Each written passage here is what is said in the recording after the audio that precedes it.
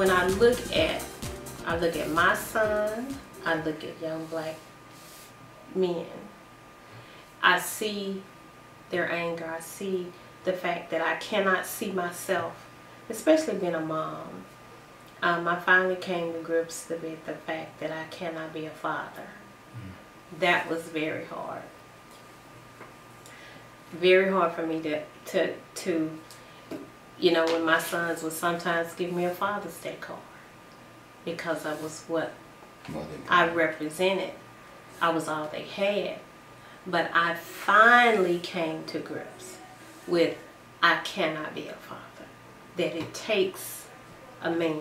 I've always understood the voice of a man in my household. My father could say or call our names, but my mother may repeatedly have to call our names. When Devin was a baby before my husband passed, I remember I call him, Devin. Call him 2 or 3 times. Say, David, call Devin. Son. And he'd come running around the corner. But the voice of a man is very important in a household. That's something that I've never, even being a single mother, I never did away with that understanding that to have a man's voice in the household, be it for a daughter or a son, that voice represents the authority, and not just the authority for beatings or whatever. It's the voice. God gives it the voice of blessing. The Father speaks the blessing, but it's the voice that is needed in the home. And so I grew up knowing that voice, but then to raise sons without that voice was something that I know was necessary, and I never have delineated or, you know, just made the necessity of a man a small thing in the house, even being a single mother. So when I look at my son, Devin, he lost his dad at 1.5 years. So to understand that is something that I look at now in young black men, to know that it is imperative, almost to the point of, I guess, loss, self-loss in some ways, where they lose themselves without that identity. So, I don't know why I'm rambling, but anyway, it's important. It's important what you're doing. I understand it on so many levels. My son, you know, male counterparts that have issues or grew up without their father, to see somebody that's 58 years old that still acts out from that place of loss as a child at 8 years old or whatever, it's saddening. It's saddening because it arrests the development of what you could possibly give to another young black man. So. Wow.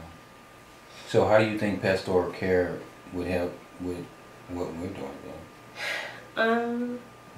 I think pastoral care, it would help because it would give the spiritual application to a situation that may not have been diagnosed or may have been diagnosed, but there is no application spiritually for it.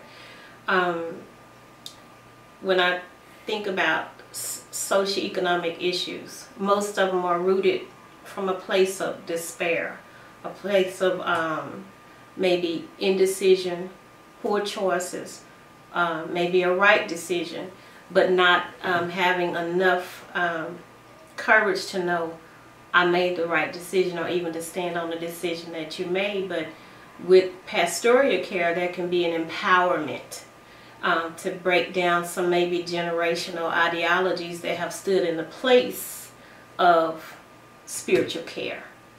So I just think pastoral care is important with what you're wanting to do, because there has to be some spiritual growth. Most often now in ministry, a lot of things have moved away from spirituality, maybe not biblical but clinical.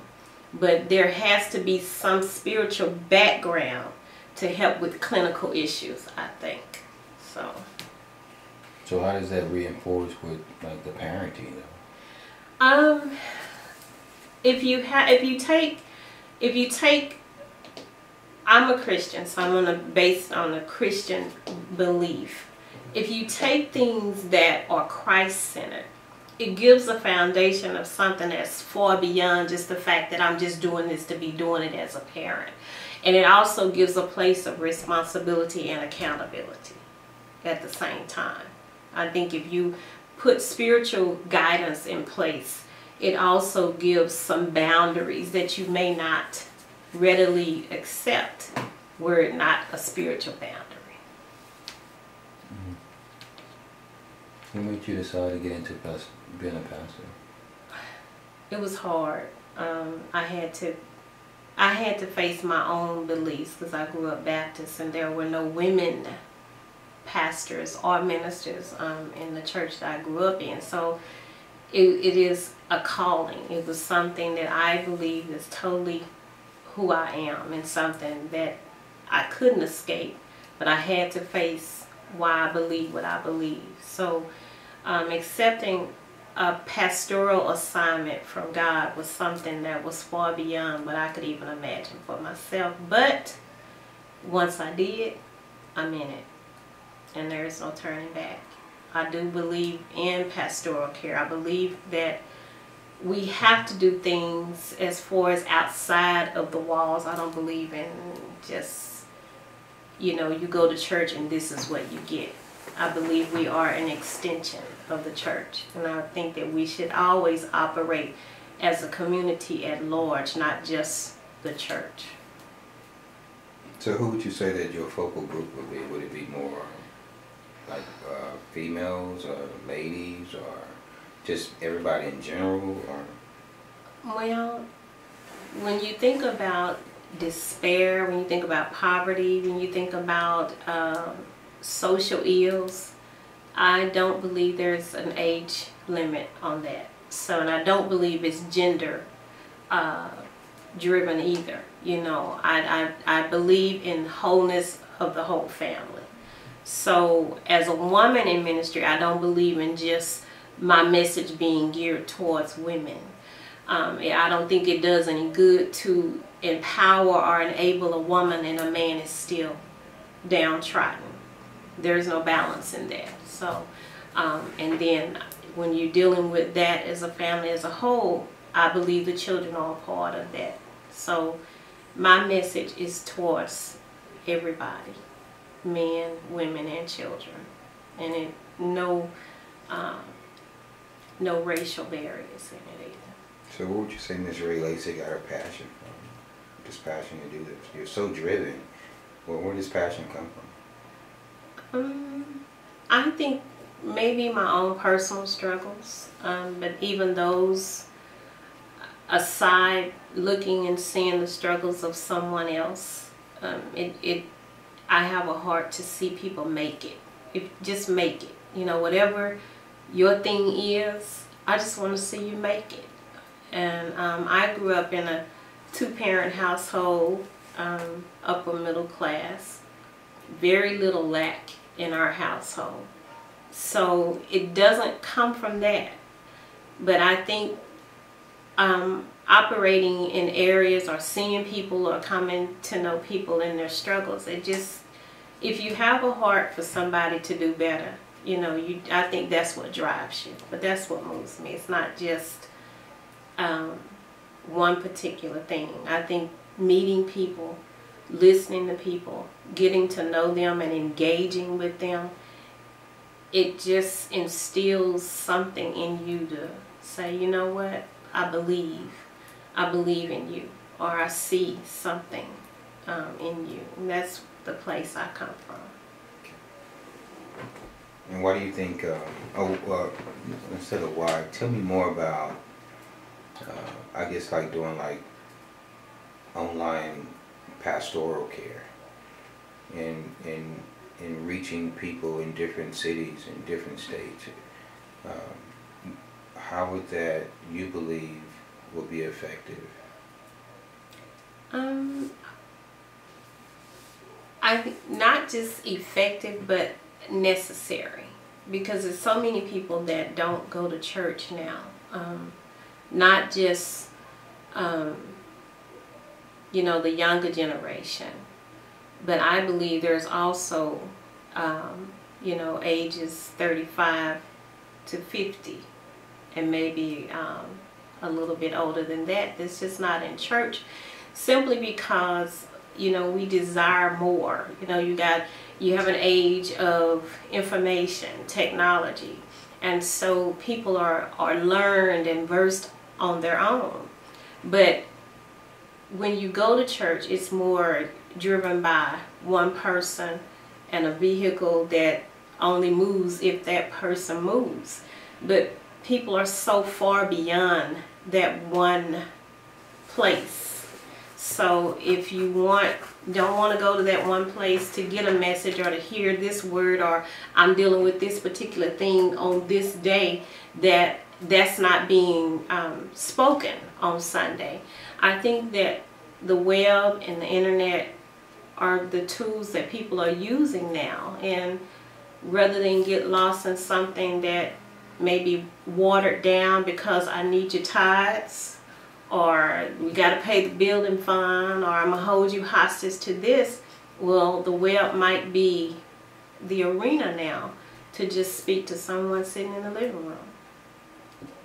What do you think you'll be able to share with them that maybe they're not receiving, or share with them that's different from what they've been receiving? I have a more liberated mindset, that, and I don't say this, you know, to lift my own self, but I just think that if it's not just the message within the walls, it's necessary for us to move outside of the walls. So what I believe is we're all integral. I do believe that we're all connected, no matter the religion, no matter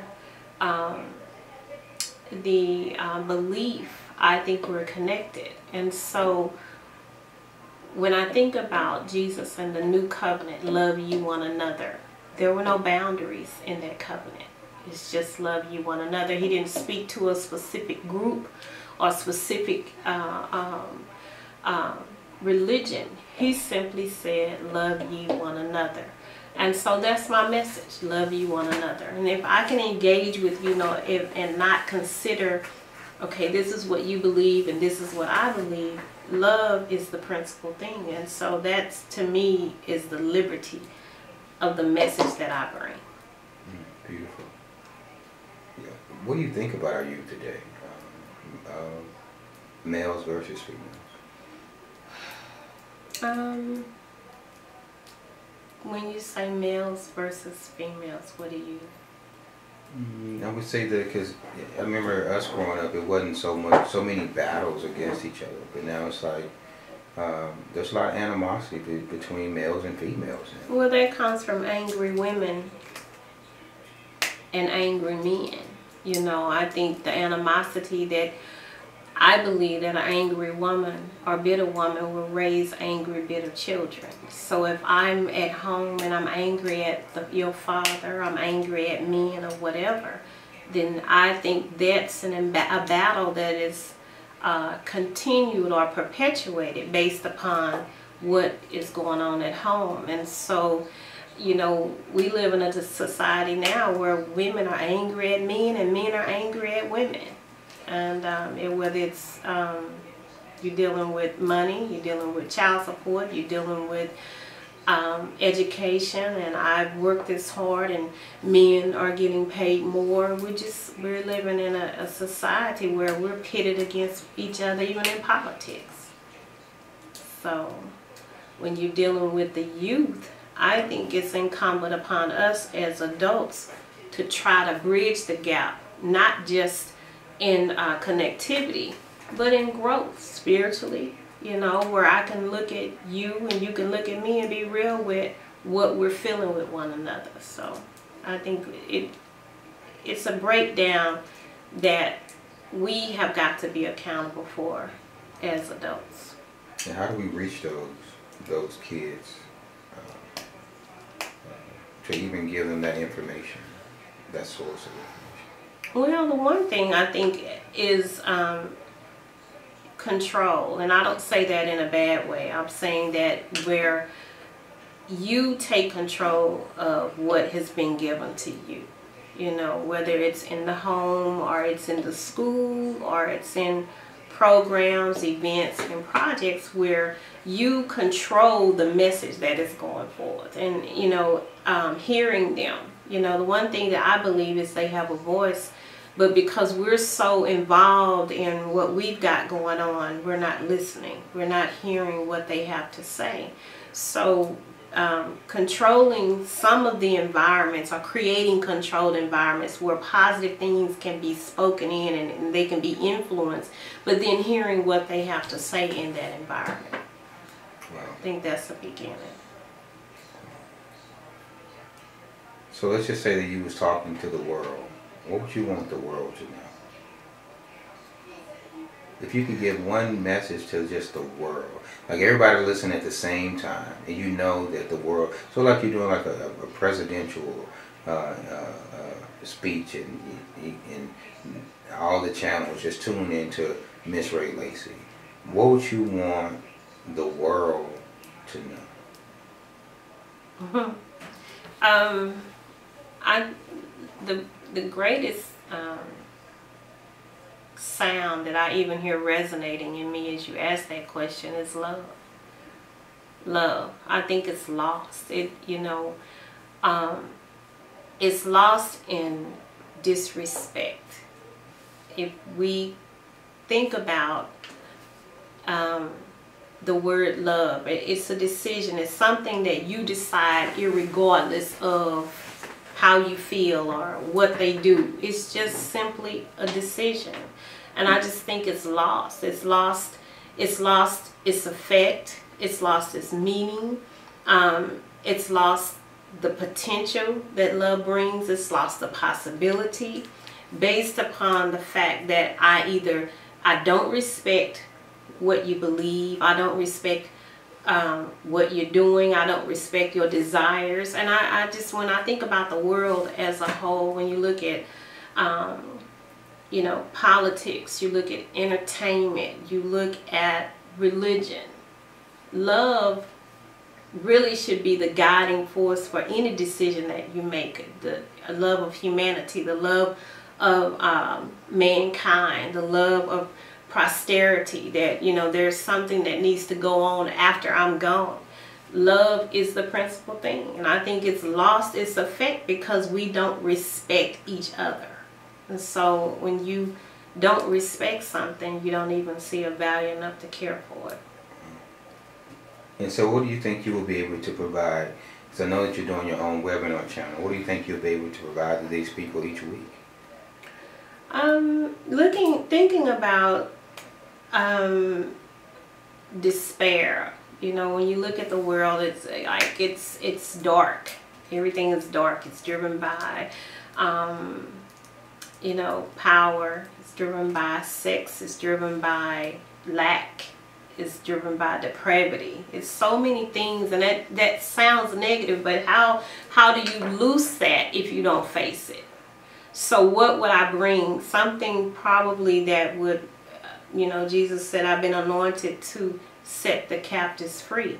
Something that would set the captives free, and even to enable you to know that you're captive, you know, and deal with that. So those are the things that I look at economically, environmentally, politically, even religiosity. Any of those, you have to be able to look and see where you're standing before you can affect where you're going. So that's something that I think, just to be able to identify with what's happening now. Not anything that's just totally, you know, like so super spiritual, but a right now dynamic, dealing with some right now issues.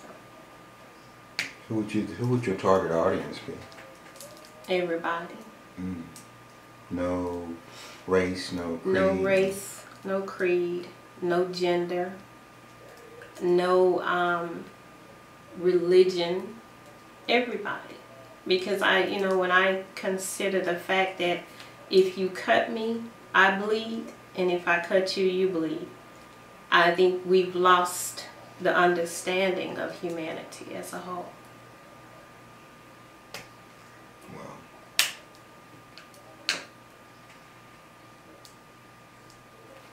what do you want people to know about you?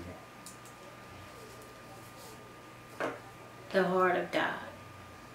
The heart of God. It sounds, it's like you place yourself on a pedestal, or you just know so much more than anybody else. But it is His heart that moves me. It's not anything that where you sit and you think about being malicious with what you know or what you understand, or you be manipulative with what has been given you, but to be able to share it without any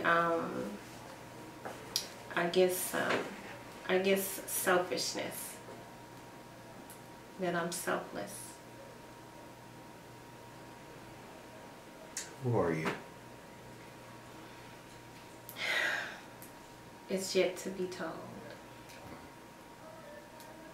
I'm learning every day. And even what I thought I knew is not worth what I know now. So it's every day. Who you want to be?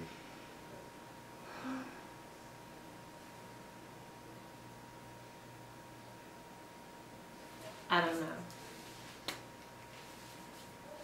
What I want to be. I don't know. I want to be good. I want to be good. And if you were to leave tomorrow, what would you want people to know about you? How would you want to be remembered? A legacy of faith. And then I believe that all things are possible if you believe. If you believe. And if Caryn Ray Lacy could have her way, how would the world be today? Less self-serving and more understanding.